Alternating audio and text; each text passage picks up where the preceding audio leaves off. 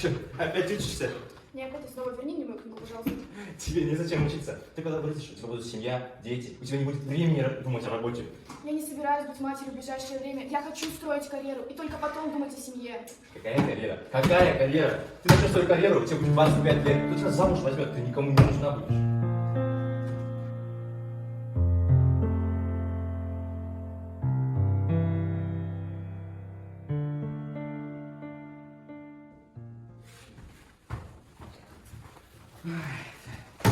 Эти девки вообще ничего не понимают. И семья, они говорят, что работа, карьера. У них же что? У них ничего надо. Вышла замуж, все, семья, дети, воспитывай детей, прибирайся дома. Чего ты вообще ноют не умыешь?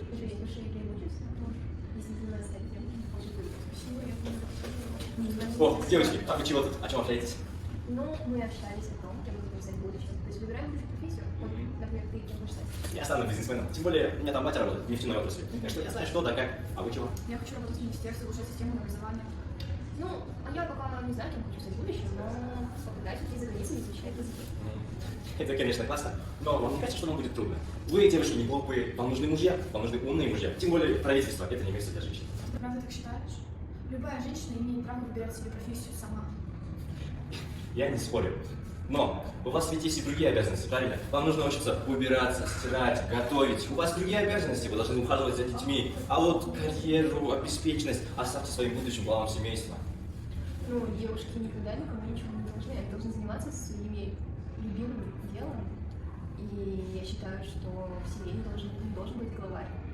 Если вы хотите построить счастливую семью, то вы должны делить свои обязанности поровну.